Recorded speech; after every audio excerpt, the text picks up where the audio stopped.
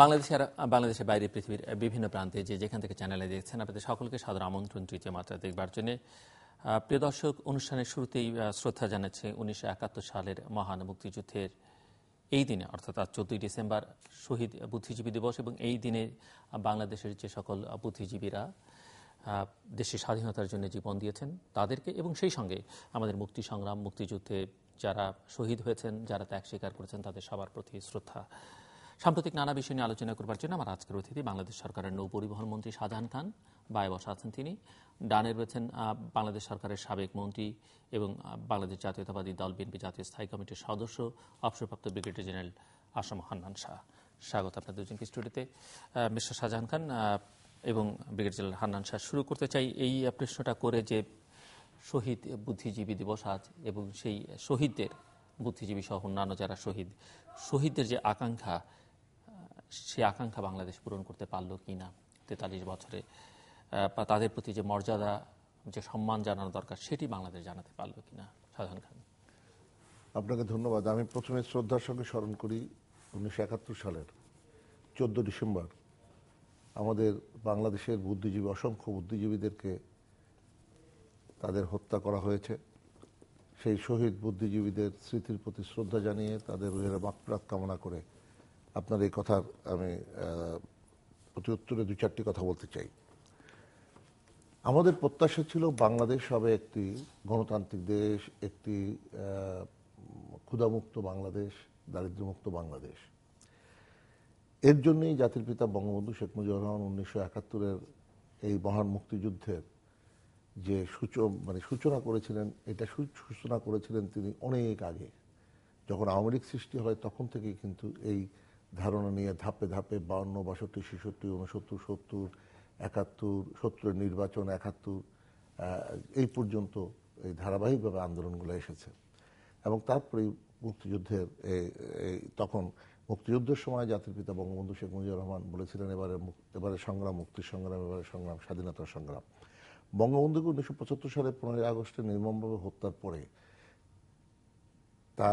তার চিন্তা চেতনাই শুধু নয়, বাংলাদেশের যে মুক্তিযুদ্ধের চেতনা, সেই চেতনাকে ভুলুণ্ঠিত করার চেষ্টা করা হলো, ধ্বংস করার চেষ্টা করা হলো, এবং বঙ্গবন্ধুকে ইতিহাসের পাতার থেকে ঝেঁটিয়ে বিদায় করার অপচেষ্টা করা হলো।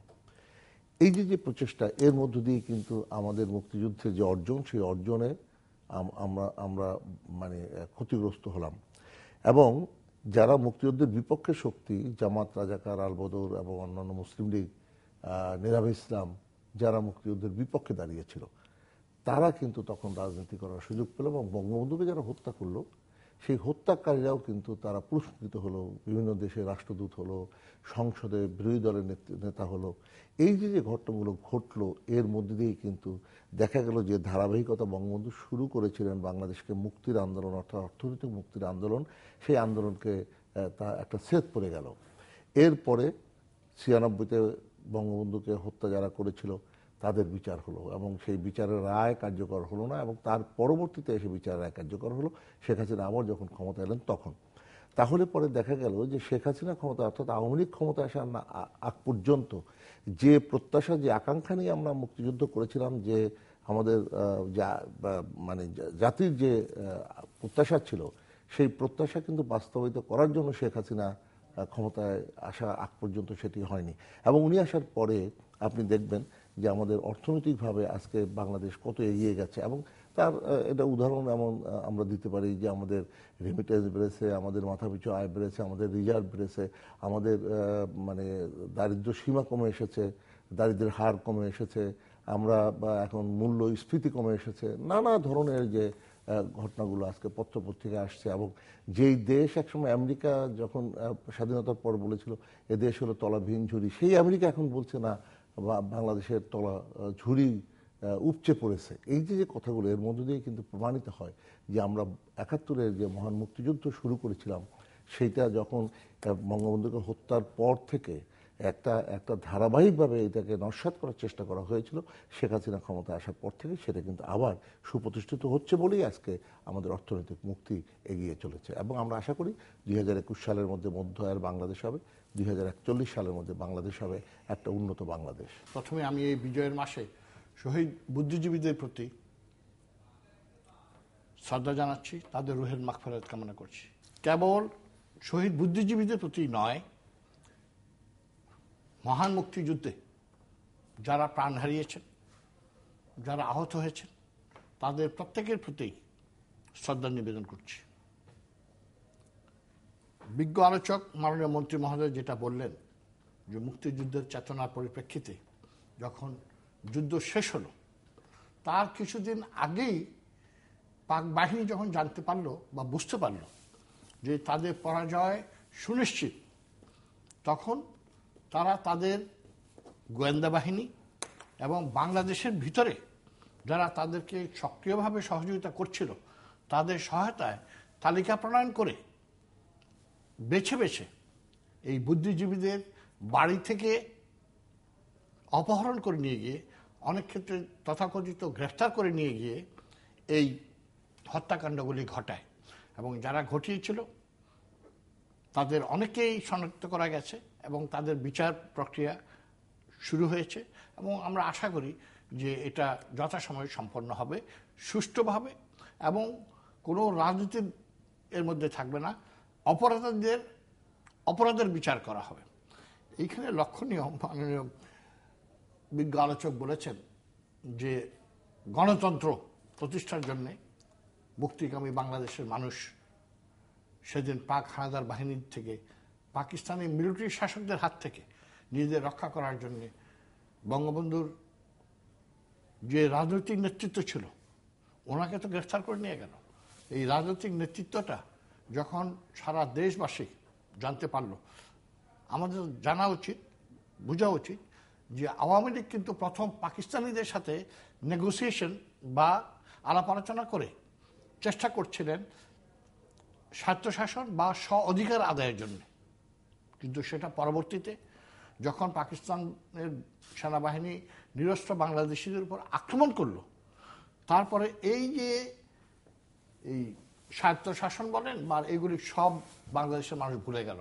তারা মনে করলো একটা জিনিস, স্বাধীনতা ছাড়া আমাদের আর কোনো বিকল্প নাই, এবং সেই স্বাধীনতার ঘোষণা কালুরঘাট বেতার থেকে আসলো, এবং তারপরেই সেই একেবারে পুরোদমে স্বাধীনতা যুদ্ধ লেগে গেল। এখানে কথা হলো স্বাধীনতা যুদ্ধ হলো, যুদ্ধর পরবর্তীতে এবং যুদ্ধের সময় অনেক অত্যাচার, অন্যায় এবং মানবতা বিরোধী কাজ বাহিনী করেছে, কিন্তু বাংলাদেশ স্বাধীন হওয়ার পরে, এত কিছুর পরে আমরা কি দেখলাম? তখন বিএনপির জন্ম হয় নাই, ওই অন্যান্য যারা বাংলাদেশের বিরোধী ছিল তারাও ক্ষমতায় ছিল না। আমরা দেখলাম 1974 সনে ভাই যেটা বললেন যে খাদ্যের নিশ্চয়তা ইত্যাদি ইত্যাদি, এমন দুর্ভিক্ষ হলো যেটা এখনো আমার স্মৃতিতে আছে। আমরা দেখলাম যে এই গণতন্ত্রের জন্য বাংলাদেশের মানুষ সংগ্রাম করেছে, এবং আওয়ামী লীগেরও সংগ্রাম ছিল গণতন্ত্র এই দেশের মানুষ যাতে গণতন্ত্রের সুখ সুবিধা ভোগ করে সেদিকে। কিন্তু আমরা দেখলাম বাকশাল কায়েম করে সেই গণতন্ত্রকে নির্বাসন দেওয়া হলো। সুতরাং আওয়ামী লীগ যা মুখে বলে, কাজে কিন্তু সেটা করে না। তাই আজকে সত্যিকারের যে মুক্তিযুদ্ধের চেতনা, আমরা যে স্বাধীন হয়েছে, কেন স্বাধীন হয়েছে?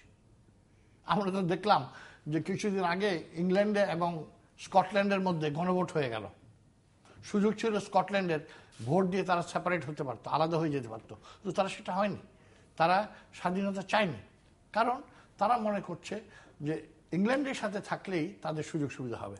কিন্তু আমরা যারা পূর্ব পাকিস্তান, তদানীন্তন পূর্ব পাকিস্তানে ছিলাম, বাংলাদেশের অধিবাসী, আমরা তো সেটা পাই নাই। প্রতি পদে পদে আমাদেরকে বঞ্চনার শিকার হতে হয়েছে। আমাদেরকে জীবনের প্রতিটি ক্ষেত্রে, অনেকে বলি আমরা যে এটা আমাদেরকে সেকেন্ড ক্লাস সিটিজেন হিসাবে অনেক পাকিস্তানিরা আমাদেরকে ট্রিট করতো, সেভাবে দেখতো। সেইখান থেকে যখন মুক্তি পেলাম, মুক্তি পাওয়ার পরে 1972, 73, 74, 75 সনে সারা বাংলাদেশের অবস্থা কি ছিল? আমাদের দেশে আমরা দেখেছি যে মুক্তিযোদ্ধারা অনেকে তখন সরকারের বিভিন্ন কর্মকাণ্ডে তারা এমনভাবে সেটা বিরোধিতা শুরু করলো যে জাসদের জন্ম হলো। সরকারের বিরুদ্ধে তারা প্রকাশ্যে এবং অস্ত্র ধরে সরকার বিরোধিতা শুরু করলো। তাই মুখে এক কথা আওয়ামী লীগ সরকার বলে, ভাই অনেক বিবরণ দিয়ে গেলেন, কোনো সরকারই যখন ক্ষমতায় আসে তারা চুপচাপ বসে থাকে না, প্রত্যেকেই কাজ করে। আজকে বাংলাদেশের যে উন্নয়ন, এই উন্নয়নের সব কিছু আওয়ামী লীগ করেছে, এটা যারা বলেন আমি মনে করি তারা সত্যের অপলাপ করছেন। উন্নয়ন এই দেশের সত্যিকার অর্থে যদি শুরু হয়ে থাকে, যেমন উন্নয়ন কিছু না কিছু তো হতেই থাকে, সেটা শুরু হয়েছিল প্রেসিডেন্ট জিয়াউর রহমানের সময় থেকে। তখন থেকে এই উন্নয়নের ধারাবাহিকতা শুরু হয়েছে এবং পরবর্তীতে যখনই গণতন্ত্র বিপন্ন হয়েছে আমরা দেখেছি যে বর্তমান যে সরকার আছে, আওয়ামী লীগ গভর্নমেন্টের সরকার, তারা ওই অপশক্তিগুলিকে তারা সমর্থন দিয়ে গেছে। যেমন 1982 সনে যখন জেনারেল হোসেন মোহাম্মদ এরশাদ সাহেব একটি নির্বাচিত সরকারকে উৎখাত করে ক্ষমতা দখল করলেন, তখন এই আওয়ামী লীগ যারা গণতন্ত্রের কথা বলেন তারা ওই ডিক্টেটরকে, সেই স্বৈরশাসককে তারা সমর্থন দিয়েছিলেন। এবং পরবর্তীতে সর্বশেষ যে ফখরুদ্দিন মঈনুদ্দিনের সরকার, সেখানে আমরা দেখেছি আওয়ামী লীগের ভূমিকা কি, তারা ওই সরকারকেও সমর্থন দিয়েছিলেন। এবং সেটা কেবল দেখেছি নয়, পার্লামেন্টে ওই সরকারের অর্থাৎ ফখরুদ্দিন মঈনুদ্দিন সরকারের যে গণবিরোধী যত কার্যকলাপ বা ওই 2 বছরে যত কার্যকলাপ, সেগুলো আওয়ামী লীগ সরকার বৈধতা দিয়েছে। এতেই প্রমাণিত হয় আওয়ামী লীগ মুখে এক কথা বলেন, গণতন্ত্রের কথা বলেন, যখন গণতন্ত্রকে আমরা প্রতিষ্ঠিত করতে চাই তখন তারা তাতে থাকে না। একবার মাত্র আওয়ামী লীগ 1991 সন থেকে 96 সন যে পার্লামেন্ট ছিল, সেই পার্লামেন্টে তারা আমার দৃষ্টিতে তারা সঠিক বিরোধী দলের ভূমিকা পালন করেছিল এবং প্রেসিডেন্সিয়াল ফর্ম অফ গভর্নমেন্ট থেকে ইংল্যান্ডের ধারায়, যেটাকে আমরা বলি যে ওয়েস্টমিনিস্টার স্টাইল গভর্নমেন্ট, সেই গভর্নমেন্টে এই দেশে চালু করার জন্য, পুনরায় চালু করার জন্য, আগে কিন্তু ছিল 1971 সনের পর বিভিন্ন সময় সেটাকে পরিবর্তন করা হয়েছে। তাই মানে আপনি বলছেন সেই প্রত্যাবর্তনের ক্ষেত্রে আওয়ামী লীগ সহায়তা করেছে, তখন তারা সেটাকে সমর্থন করেছিল। বিজ্ঞ মাননীয় মন্ত্রী সাহেব উনি পার্লামেন্টে ছিলেন, আমরা যারা পার্লামেন্টে ছিলাম সেদিন আমরা কোনো বিরোধিতা ছাড়া জাতীয় পার্টি ওয়াকআউট করেছিল, হোসেন মোহাম্মদ এরশাদ সাহেবের দল ওয়াকআউট করেছিল, আমরা সেটাকে পুনরায় প্রতিষ্ঠিত করতে পেরেছি। এই যে অনেকে বলেন যে তৃতীয় শক্তি আসবে কি আসবে না, সেটা কিন্তু অনেকটা চেক দেওয়া হয়েছে এই সংসদীয় গণতন্ত্রের প্রতিষ্ঠা করে। তাই গণতন্ত্রের কথা বিএনপি বা আমরা কেবল মুখে বলি না, আমরা সেটা চর্চা করি এবং দেশবাসীর কাছে সেটা সুস্পষ্ট। আর আওয়ামী লীগ যে মুখে কথা বলে এবং যে জায়গায় তাদের সুবিধা সেখানে গণতন্ত্রের কথা বলবে, আর যেই জায়গায় তাদের সুবিধা নাই সেইখানে প্রশাসন নিয়োগ করে তারা দেশের বিভিন্ন জায়গায় শাসন ব্যবস্থা পাকাপোক্ত করার জন্য সচেষ্ট আছেন। শাহজাহান খান। হান্নান ভাই তো একজন বিজ্ঞ রাজনীতিবিদ, কিন্তু কথাটা শুনে আমার কাছে মনে হলো যে বঙ্কিমচন্দ্রের কপালকুণ্ডলা পড়েছিলাম। তো নবকুমার যখন বনের মধ্যে পথ হারিয়ে গেল, তখন কপালকুণ্ডলা তাকে জিজ্ঞেস করলো, পথিক তুমি কি পথ হারাইয়াছ? তা হইলে আইসো। আমি তাকে বলতে চাই, হান্নান ভাই আপনারা কি পথ হারাইয়াছেন? তাহলে আইসেন, আমরা আপনাদেরকে পথ প্রদর্শন করি।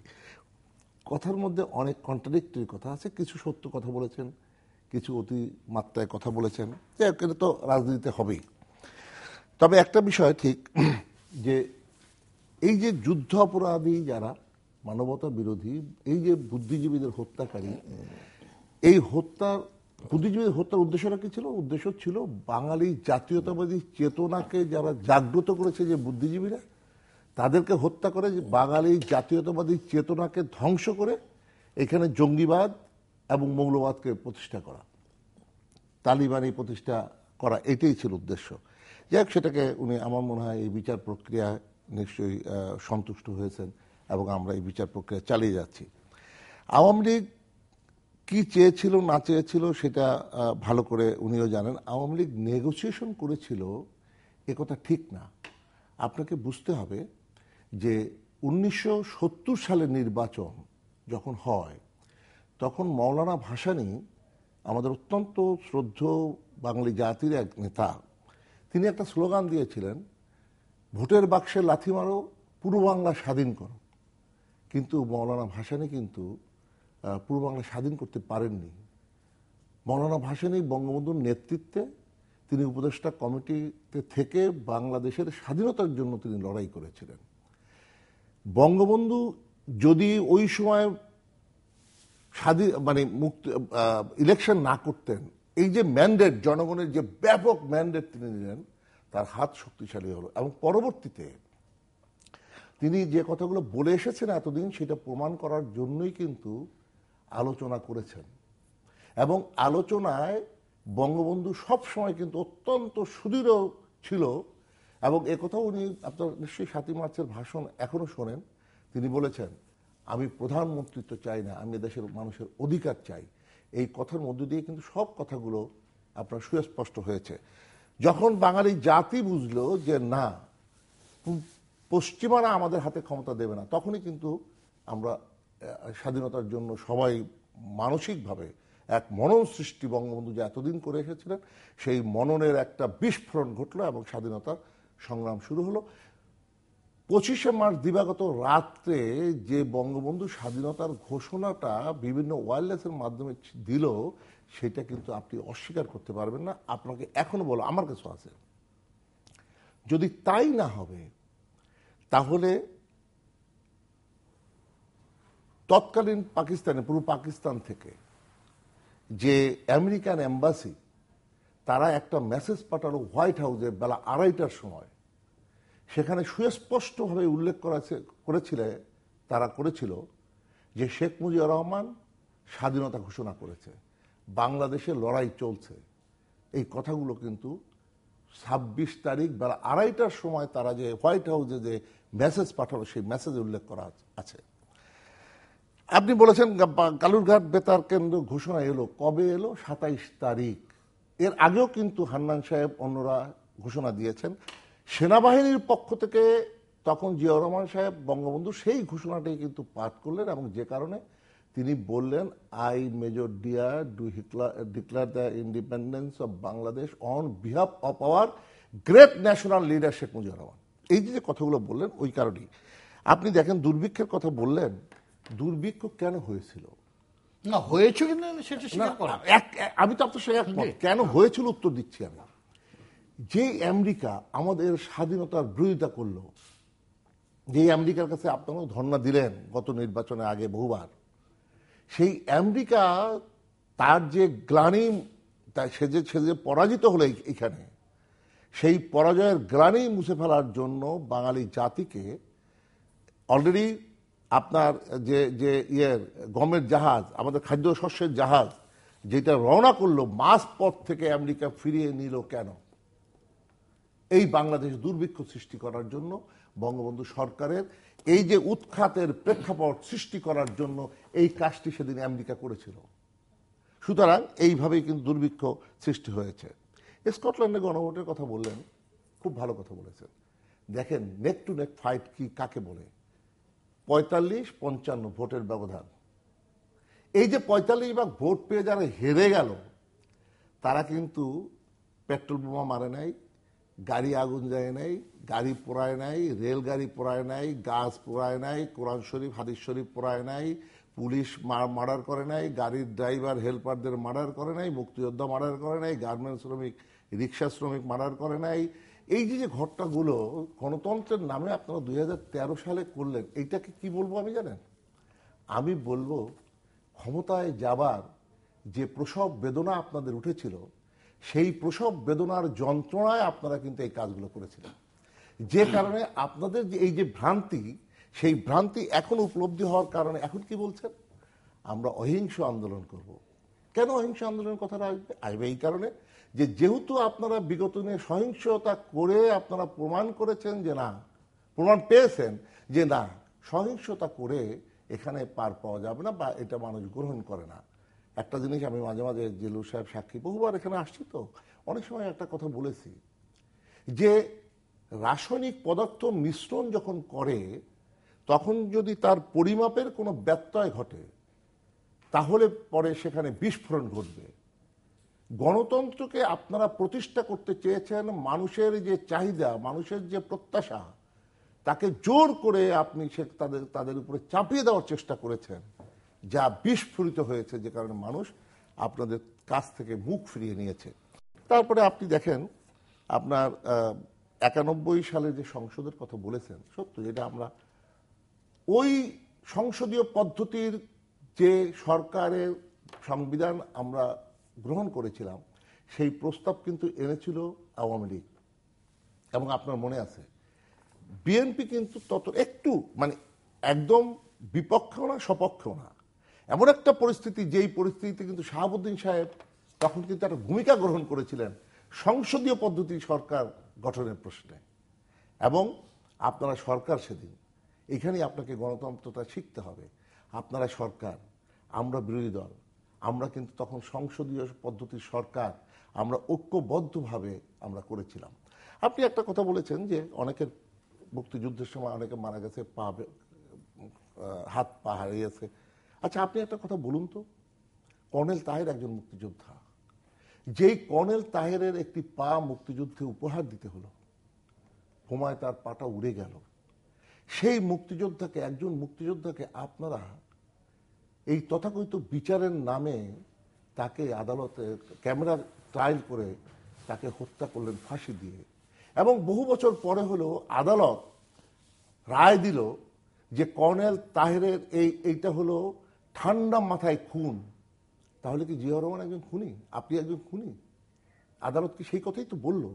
সুতরাং আপনাকে একটা জিনিস বুঝতে হবে, আমরা শুধু মুখে কথা বলব না, আমাদের কিছু কাজে প্রমাণ করতে হবে। যেমন করে আপনার সঙ্গে হাত বাড়িয়ে দিয়ে যেমন আমরা সেদিন সংসদীয় পদ্ধতির সরকার আমরা গ্রহণ করেছিলাম, আপনিও করেছিলেন, আমরাও করেছিলাম। আমরা প্রমাণ করেছি আমরা একজন গণতান্ত্রিক, আমরা গণতান্ত্রিক দল, বঙ্গবন্ধু এই রাজনীতি বিশ্বাস করতেন। সুতরাং আমরা মুখে কথা বলি না, আমরা কাজে প্রমাণ করি বলেই কিন্তু আজকে বাংলাদেশ অর্থনৈতিকভাবে অনেক এগিয়ে গেছে সারা দুনিয়া। এই সেদিনও আপনি এই যে 27 তারিখে ইন্টারন্যাশনাল মোবাইল স্যাটেলাইট অর্গানাইজেশন নির্বাচন গেল, আমি সেখানে গিয়েছিলাম নির্বাচনে, আমরা বিজয় লাভ করলাম। এ পর্যন্ত 6টা অর্গানাইজেশন, আন্তর্জাতিক অর্গানাইজেশনে আমরা বিজয় লাভ করেছি। 2টা parliamentarian international organization CPA and IPU, এই 2টা অর্গানাইজেশনের সভাপতি বাংলাদেশে একই সঙ্গে নির্বাচিত হয়েছে। আপনি কি এটাকে খাটো করে দেখবেন? তাহলে আমাদের যে এই যে সব সারা দুনিয়ায় এই সরকারের প্রতি স্বীকৃতি তো প্রমাণিত হয়। সুতরাং আমরা মুখে বলি না, কাজ করতে চাই। আসুন, আমি মনে করি আমরা, আপনারাও আসুন, আগামী নির্বাচনে আমরা ঐক্যবদ্ধ আমি আসছি আপনার কাছে। যে ছোট্ট একটা প্রশ্ন, আপনি মার্কিন যুক্তরাষ্ট্রের কথা বললেন, মার্কিন যুক্তরাষ্ট্রের 71-এর ভূমিকার কথা বললেন, এখনকার ভূমিকা নিয়েও আপনারা অনেক প্রশ্ন তুলছেন, মন্ত্রীবর্গ, ইভেন প্রধানমন্ত্রীও কথা বলছেন।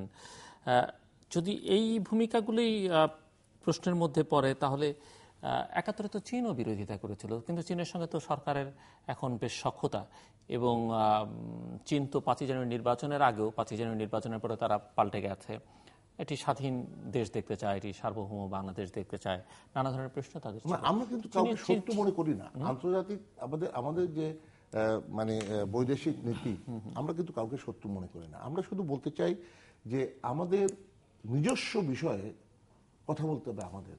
যেমন ইউরোপীয় ইউনিয়ন কিন্তু একটা কথা বলেছেন, আগামী নির্বাচনের জন্য সংলাপের দরকার। সংলাপ হবেই তো, গণতান্ত্রিক দলগুলোতে, গণতান্ত্রিক দেশে সংলাপ হবে না এমন কোনো কথা নেই। কিন্তু তারা আরেকটা কথা বলেছে যে বিএনপিকে জামাতের সঙ্গ ত্যাগ করতে হবে। কেন বলেছে? কারণ জামাত একটি সন্ত্রাসী দল, কোর্ট রায় দিয়েছে। আমি বলি না, কোর্ট বলেছে একটা সন্ত্রাসী দল। সুতরাং সেই সন্ত্রাসী দলের সঙ্গে একটা গণতান্ত্রিক দল ওনারা যদি দাবি করেন, তাহলে সম্পর্কটা কি, কেন হবে? আচ্ছা, যদি আমাকে কিছু বলার অনুমতি দেন, বিজ্ঞ আলোচক অনেক অনেক কথা বলেছেন। উনি তো বয়সে আমার সঙ্গে বেশ কিছু কম, তরুণ, এবং সেই সময় এই জন্য তো আপনাকে হান্নান ভাই বলি না। হ্যাঁ, থ্যাংক ইউ, অনেক ধন্যবাদ আপনাকে ভাই বলার জন্য। তবে আমি আপনাকে স্মরণ করিয়ে দিতে চাই যে 1974 সনে এই দেশের খাদ্যের অভাব ছিল না। যেই 4-5টি জাহাজের কথা বলছেন, যে জাহাজে খাদ্য ছিল, এবং ওই জাহাজগুলি ছিল রাশিয়ান, এবং সেই জাহাজ কেন আসে নাই সেটা রাশিয়ানদের জিজ্ঞাসা করতে হবে। ওগুলো আমেরিকান গম ছিল না, আমেরিকানদের ছিল না। কারণ আমি নিজে আমার দায়িত্ব ছিল ওই খাদ্যশস্য উত্তরবঙ্গে সঠিক সময় পৌঁছে দেওয়া।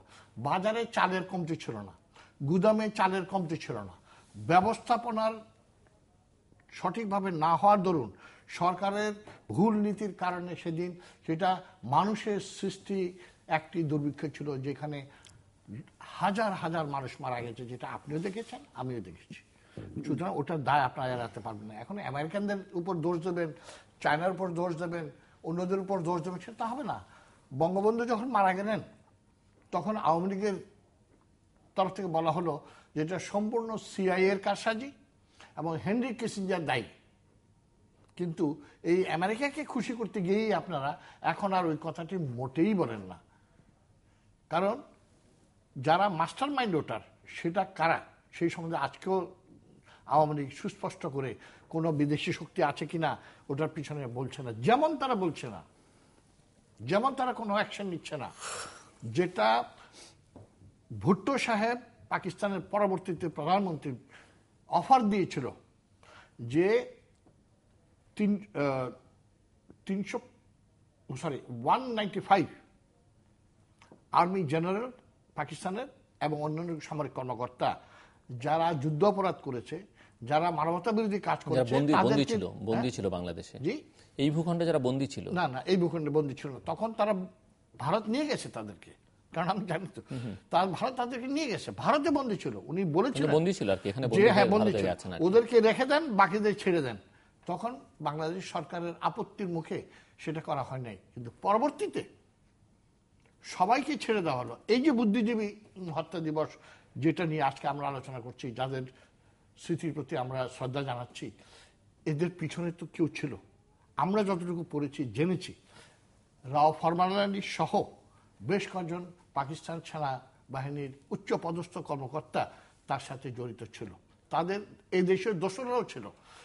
আজকে পর্যন্ত বাংলাদেশ এই যে পাকিস্তানের 135 জন যারা চিহ্নিত এবং 195 জন চিহ্নিত ব্যক্তিত্ব যারা বাংলাদেশের মানবতাবিরোধী কাজ করেছে, জেনেভা কনভেনশন সেখানে তার বিরুদ্ধে গিয়ে যুদ্ধ অপরাধ করেছে, তাদেরকে আনার জন্যে আজকে পর্যন্ত কি আওয়ামী লীগ সরকার কোনো পদক্ষেপ নিয়েছে বা বাংলাদেশের কোনো সরকার পদক্ষেপ নিয়েছে?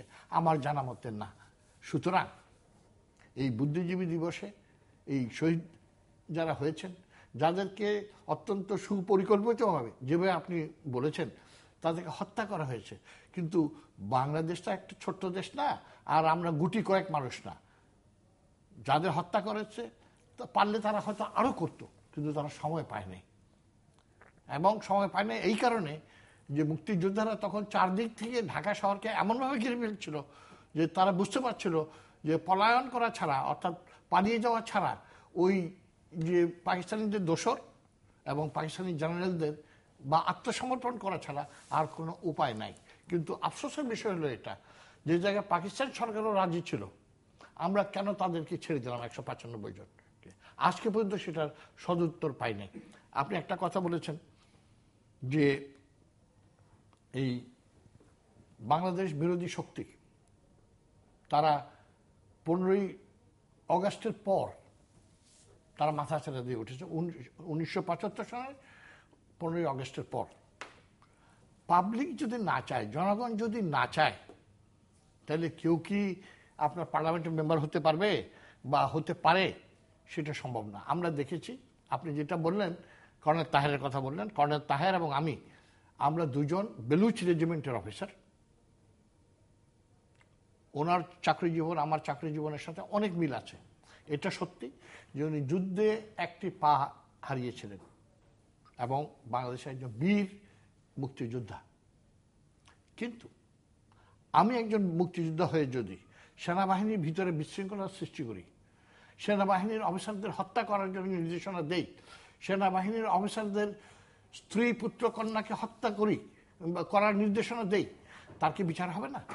তার কি বিচার পৃথিবীতে অন্য দেশে হয় নাই?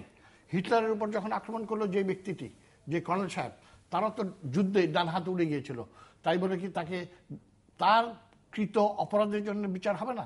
আজকে আমি খুব ভালো একজন সৈনিক, খুব ভালো কাজ করলাম, ভিক্টোরিয়া ক্রস পেলাম, কালকে আমি 3টা খুন করলাম, আমার বিরুদ্ধে কি খুনের মামলা হবে না, নাকি সেটা একেবারে অগ্রাহ্য করা হবে? সেটা না।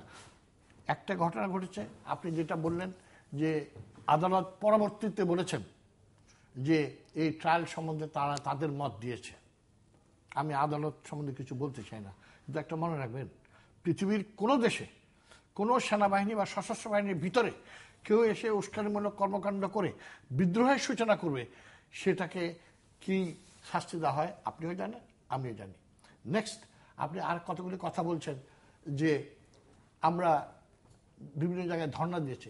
ধর্ণা তো আপনারা দিচ্ছেন যে 1/11 আগে এমন কোন রাষ্ট্রদূত কারা বাকি ছিল যাদের কাছে আওয়ামী লীগ যায় নাই। আপনারা তো ইভেন জাতিসংঘের একটা ফেক একটা বানোয়ার চিঠি দিয়ে সারা দেশকে এবং সেনাবাহিনীর মধ্যে একটা বিশৃঙ্খলার সৃষ্টি করেছিলেন। আমরা জানি সেই চিঠিটির পিছনে ফখরুদ্দিনের তো নয়, জেনারেল মঈনুদ্দিনের হাত ছিল, এম ইউ আহমেদের হাত ছিল। কারণ আপনাদের পরিকল্পনা ছিল যেভাবে হোক বিএনপিকে সরাতে হবে। কারণ আপনারা কি তখন ছিলেন না এই তত্ত্বাবধায়ক সরকার গঠন করার জন্য? আপনাদের দাবি ছিল, আপনারা আন্দোলন করেছেন, সংবিধানে সেটা আমরা অন্তর্ভুক্ত করলাম।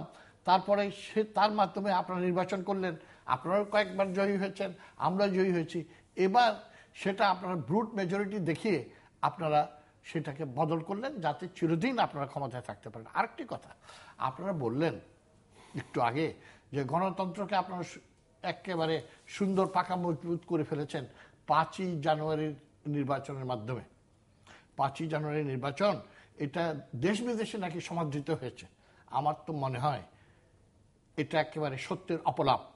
কারণ যে জায়গায় 153 জন এমপির কোনো ভোটই হয়নি এবং বাকি যাদের ভোট হয়েছে, আমার নিজের কনস্টিটিউয়েন্সি গাজীপুরের কাপাসিয়া সহ যেখানে 5% ভোট পড়ে নাই, সরকারি নির্দেশে আদিষ্ট হইয়া একেবারে অনুগত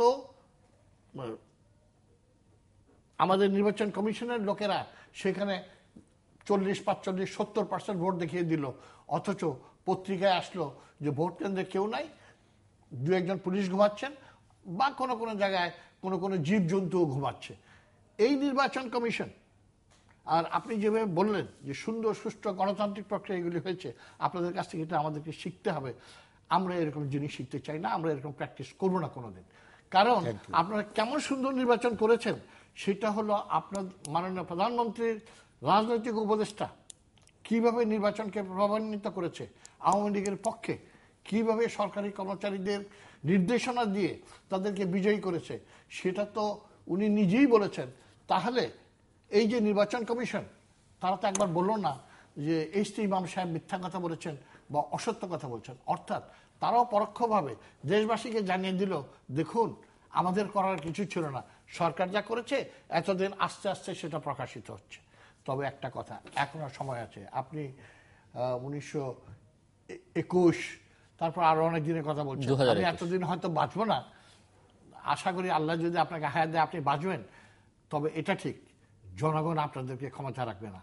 আমি যখন নাকি এরশাদ সাহেব মার্শাল ল করবেন, আজকে যেহেতু 30 বছর পার হয়ে গেছে কথাগুলি বলতে পারি, আর্মি হেডকোয়ার্টারে উনি সিনিয়র জেনারেলদের নিয়ে কথা বললেন।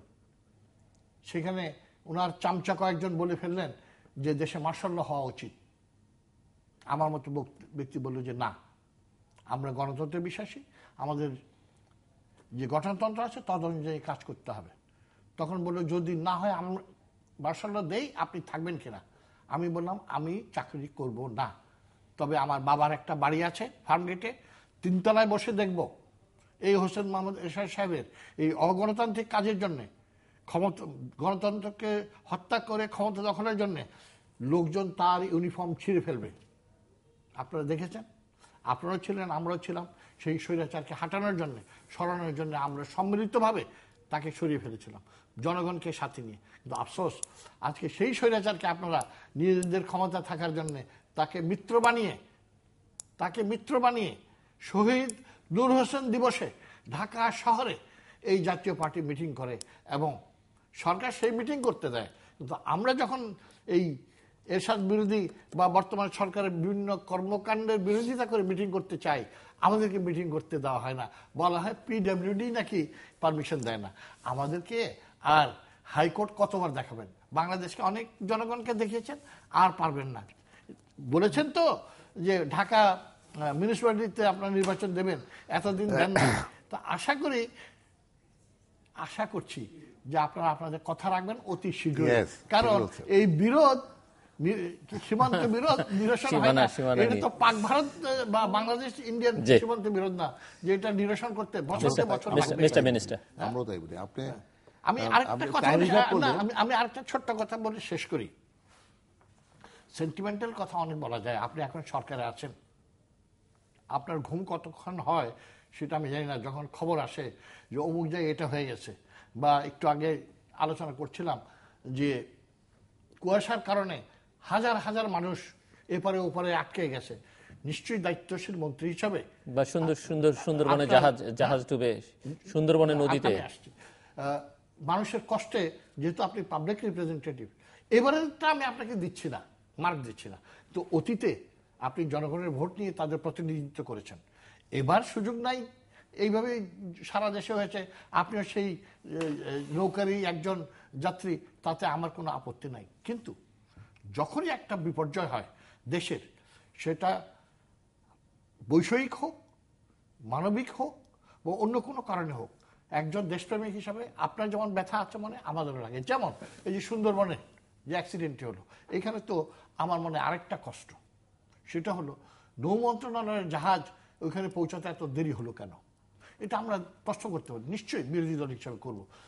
যারা মালিক তারা প্রাইভেট জাহাজে নিয়ে টেনে এগুলিকে কাছে, তীরের কাছে এনেছেন। আমার মনে পড়ে কিছুদিন আগে আরেকটি লঞ্চ দুর্ঘটনা হয়েছিল, আপনার মন্ত্রণালয়ের অধীনে সেই লঞ্চগুলি গেল, উদ্ধার করতে পারলো না। তারা বলল এখন আর এটা করার কিছু নাই, আল্লাহ তাআলার জিনিস, এখন এটা বালুতে ডুবে গেছে, আর কিছু করার নাই। তাহলে আপনি বলেন নাই, অন্যরা বলেছে, আপনারা বলেছেন প্রাকৃতিক নিয়মই এটা শেষ, এটা আর কিছু করা যাবে না। এত হবে কেন? কোটি কোটি টাকা দিয়ে আপনি উদ্যান জাহাজ কিনলেন, সেই জাহাজের ক্ষমতা নাই কেন? আমি জানি ওই জাহাজের ক্ষমতা কাগজ কলমে আছে 500 টন উঠাতে পারবে, আর যেই জাহাজটি ডুবে গেছে সেটা 100 টনের মতো। তাহলে কি বলবো যে সাবস্ট্যান্ডার্ড জিনিস কেনা হয়েছে, সেটা আপনি বিবেচনা করে দেখবেন। ভূতের মুখে রাম নামের মতো অবস্থা। হান্না ভাই একজন আমার শ্রদ্ধেয় মানুষ, কত কথারই উত্তর দেব আমি জানি না। তবে একটা বিষয় হলো কি, যে পাকিস্তানের স্বাধীনতার যুদ্ধে একজন মুক্তিযোদ্ধা ছিলাম, তো দরদটা একটু স্বাধীনতার জন্য বেশি। যারা মুক্তিযুদ্ধ করেছে তাদের এটা খুবই স্বাভাবিক। পাকিস্তানি সেনা যাদেরকে আটক করা হলো, আমি তখন ক্ষমতার অত কাছাকাছি না, এই ব্যাপারে আমি কোনো বিতর্কে যাব না আপনার সঙ্গে। শুধু এইটুকু আমি বলতে চাই, জেনারেল জাঞ্জুয়ার নাম আপনি শুনেছেন নিশ্চয়ই, এবং তার হাত রঞ্জিত বাংলার স্বাধীনতার যুদ্ধে আমাদের বাঙালি জাতির রক্তে রঞ্জিত হাত। শুধু একজন নয়, এরকম আরো অনেক আছে, অনেক আছে। আমি যদি আপনাকে একটা প্রশ্ন করি, আমি যদি আপনাকে একটা প্রশ্ন করি যে জাঞ্জুয়া একজন জেনারেল মাত্র, সেই জেনারেলের মৃত্যুর পরে তখন আপনাদের নেত্রী, তখন তিনি মাননীয় প্রধানমন্ত্রী, তিনি একটা শোক বার্তা পাঠালেন কোন প্রোটোকলে, কোন দরদে একজন জাঞ্জুয়ার মতো খুনি বাঙালি জাতির রক্ত যার হাত রঞ্জিত হয়েছে তার মৃত্যুতে শোক বার্তা পাঠান। খুবই দুঃখজনক, লজ্জা। আমি এখানে স্পষ্ট করতে চাই, আমি ক্যাবিনেটে এমন কোন জিনিস হয়েছে বলে আমি জানি না, এবং জেনারেল জাঞ্জুয়ার সাথে বা অন্য কোনো জেনারেলের সাথে আমার সম্পর্ক নাই। আপনি দেখেন, আপনি কোথায় দেখবেন? আমি বললাম পত্রিকা দেখেন না, পত্রিকা দেখেছি, আমাকে দেখাবেন না। আপনি বলেন, আপনি আমাকে দেখাবেন, যখন দেখাবো আপনি ওই সময় পত্রিকা খুঁজলেই পাবেন। আপনি যে কথাগুলো বলেছেন, আসলে বঙ্গবন্ধুকে যে হত্যা করলো, এই যে খুনের কথা বললেন তাহের অন্যায় করলে তার বিচার হবেই। এমন অন্যায় করেছে যাকে আপনার ফাঁসি দিয়েছেন, যে আদালত বলে দিল এটা ঠান্ডা মাথায় খুন। একই অপরাধ তো জিয়া রহমান সাহেব করেছেন। বঙ্গবন্ধুকে হত্যার সময় উনি কি ছিলেন? উনি ছিলেন ডেপুটি চিফ, Deputy ছিলেন Deputy chief। Army chief Army chief। ছিলেন, আপনারা তাকে বলেন না, না, কারণ ঠিক আছে। তার উনি- হলো কমান্ড, উনি- জিয়াউর রহমানের কোনো কমান্ড ছিল না। না না না, আমার দরকার নাই, উনি কমান্ড না, তাহলে? উনি deputy army chief. Army chief. ঠিক আছে, এটাই ঠিক, আপনি সঠিক বলেছেন। জিয়াউর রহমান সাহেবের কাছে যখন হত্যাকারীরা গেল, সেই হত্যাকারীদেরকে উনি কি বললেন? উনি বললেন যে we are the high officials, we could not involve in it, if you We can cannot yes get involve involved in in it, it, হ্যাঁ। we cannot, if you can go ahead, I give you green signal। এ কথা আমার না, হত্যাকারীদের statement. যদি তাই হয়ে থাকে, আমি শেষ করি, আপনি নোট করেন আমার মতো, আপনি আপনার কথা জবাব দেবেন, অবশ্যই দেবেন। যদি এইটা সত্য হয়ে থাকে, হত্যাকারীরা যে জিয়াউর রহমান সম্পর্কে যে কথাটা বললেন, এই কথাটা যদি সত্য হয়ে থাকে, তাহলে জিয়াউর রহমানও তো ফাঁসি হওয়া উচিত ওই সময়। কারণ তিনিও তো একটা দেশের, একটা রাষ্ট্রের ডেপুটি আর্মি চিফ হয়ে সেই রাষ্ট্রের প্রধানকে হত্যা করা ষড়যন্ত্র নিয়ে তার কাছে গেল, সেই ষড়যন্ত্রকারীদের বিরুদ্ধে কোনো ব্যবস্থা না নিয়ে বরং ষড়যন্ত্রকারীদেরকে উস্কিয়ে দিল। এর বিচার হবে না? এর বিচার তো করলেন না আপনারা, বরং ওনাকে আপনারা মহান নেতা বানিয়ে বাংলাদেশে প্রতিষ্ঠা করার চেষ্টা করলেন। একটা সুয়ের ছিদ্র দিয়ে একটা বড় যদি আপনার দড়ি ঢুকাবার চেষ্টা করেন, যেমন ঢুকবে না, ঠিক তদ্রূপ আপনি যতই চেষ্টা করেন, জিয়াউর রহমানের এই সমস্ত ইতিহাস তো বইতে লেখা, এটা আমার কথা না। সুতরাং আপনার হাফিজ সাহেব যে সমস্ত কথা বলেছেন আপনাদের সম্পর্কে, মেজর হাফিজ, ওই বই পড়েন, তাইলে আপনি অনেক কিছু পাবেন। আমি সংক্ষিপ্ত করতেছি কারণ আপনার দীর্ঘ অনেক কথা বেশি বলেছেন। সময় নেই। আমাকে একটু সুযোগ দিন। সুতরাং আমি যেটা মনে করি, দেখেন, সুতরাং এইখানে কর্নেল তাহেরের হত্যা যদি আপনারা জায়েজ করেন ওই কথা বলে, আমি বলবো যে আপনারা অন্যায় করেছেন জিয়াউর রহমানের ফাঁসি না দিয়ে, কারণ তিনি বঙ্গবন্ধুকে হত্যা করেছিলেন। আপনারা 5 জুনের নির্বাচন সম্পর্কে অনেক কথা বলেছেন।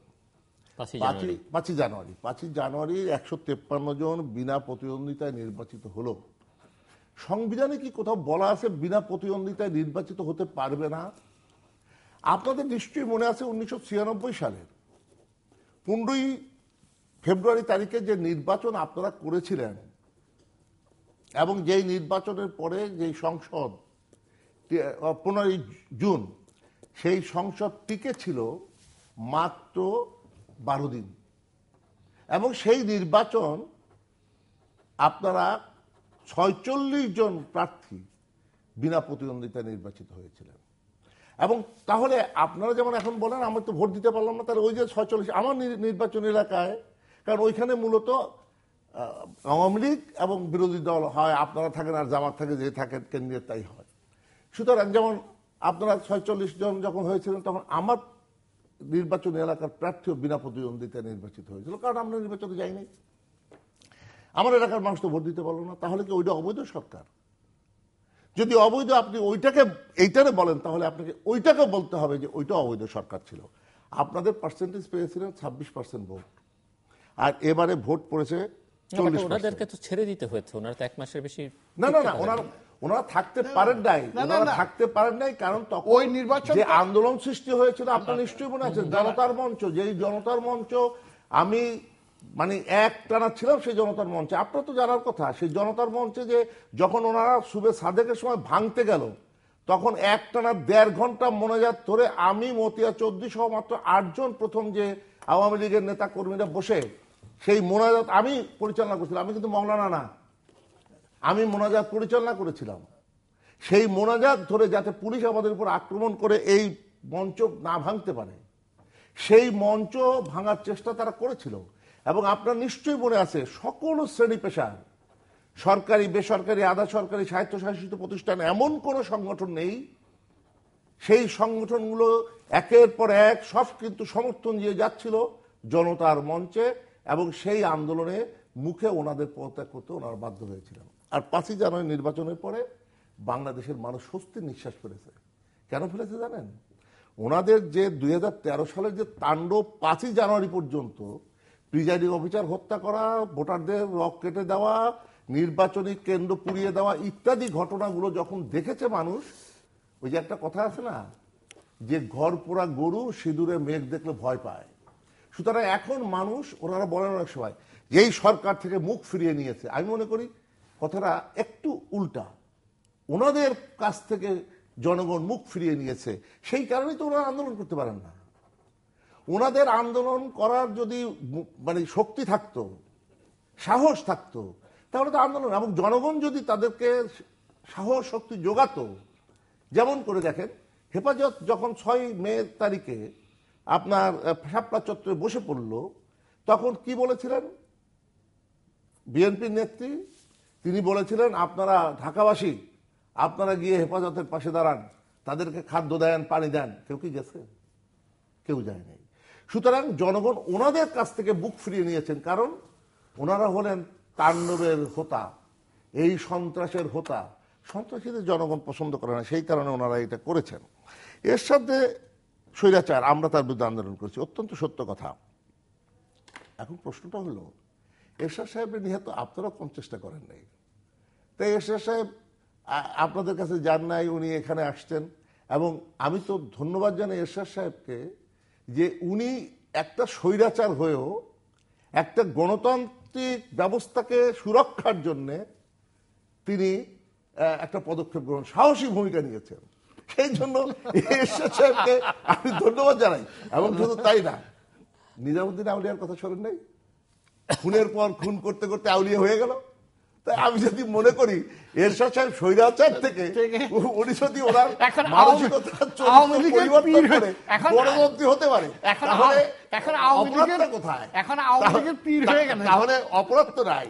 সুতরাং আমার কথা হলো কি, যে আমাদের দেশে রাজনীতিতে আমরা অনেক কথা বলবো, দেশটা আমাদের, আমরা স্বাধীন করেছি, 30 লক্ষ মানুষ কিছু নিয়ে যায় না, আমাদের দিয়ে গেছে। 2 লক্ষ মা বোন কিছু নিতে পারে না, আমাদের দিয়ে গেছে স্বাধীনতা।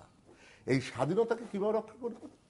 এই স্বাধীনতার বিপক্ষে যারা আছে, যে রাজাকার আলবদর, যাদেরকে আজকে বিদেশি বন্ধুরাও আপনাকে বলছে ওদেরকে ত্যাগ করেন, আমরা বহুবার আপনাদের বলছি তালাক দেন, তালাক দেন, আপনারা তালাক দেন নাই। আপনারা ওদেরকে তালাক দেন, জনগণ আপনাকে গ্রহণ করবে, কারণ এদেরকে গ্রহণ করবে না।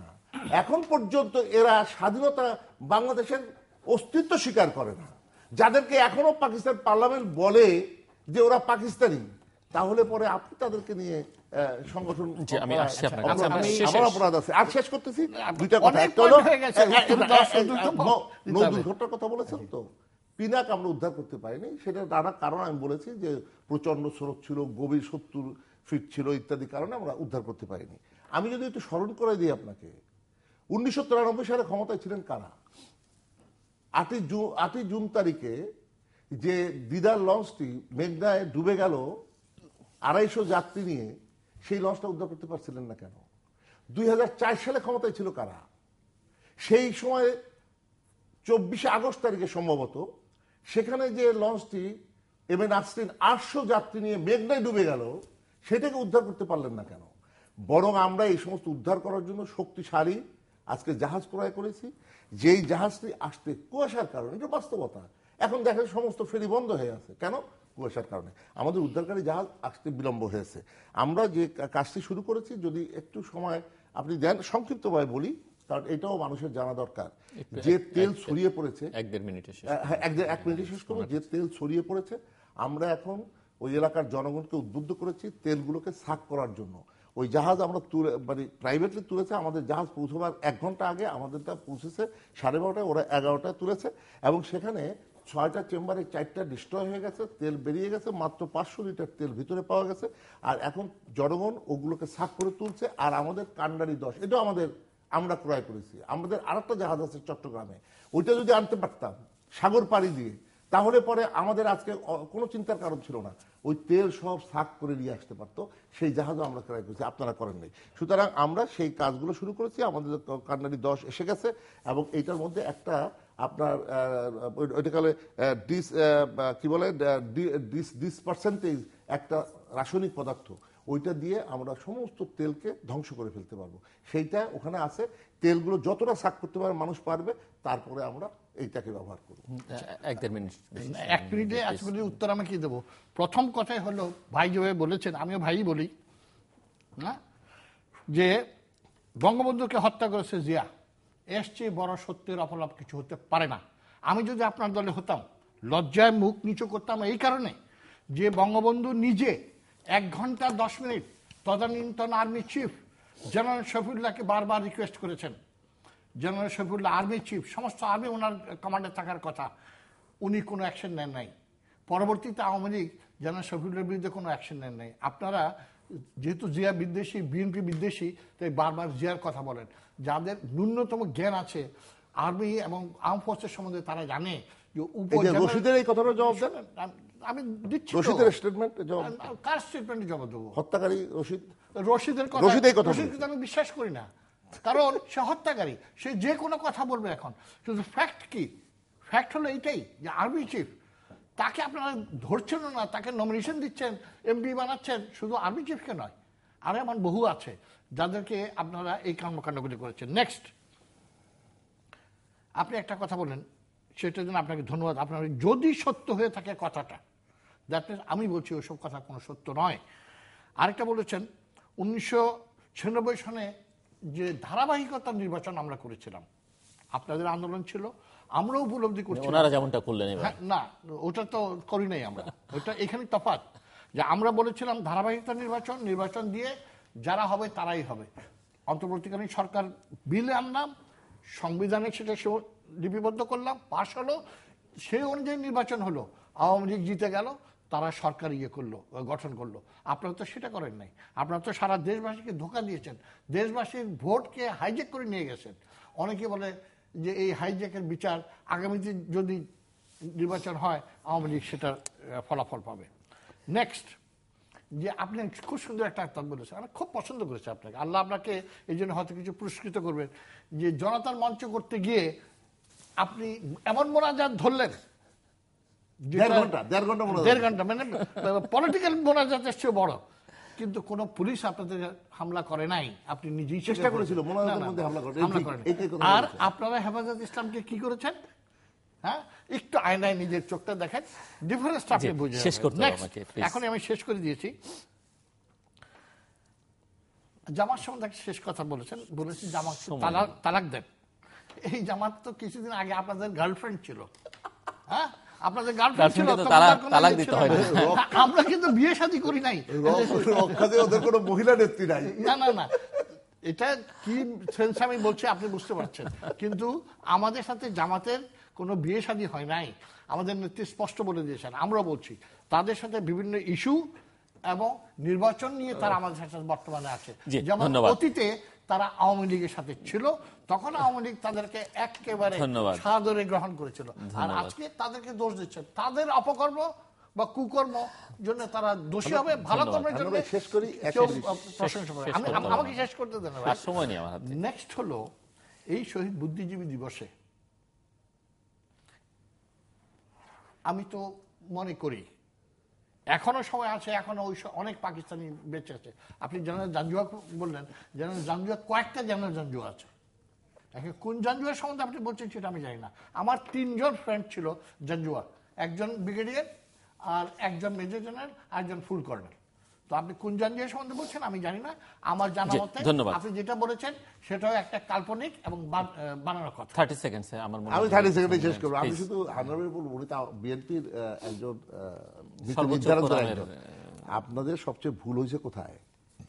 মাননীয় প্রধানমন্ত্রী শেখ হাসিনা যে প্রস্তাবটা দিল আপনাদেরকে যে আলোচনার জন্য, আপনাদের এই প্রস্তাবটা গ্রহণ করা উচিত ছিল।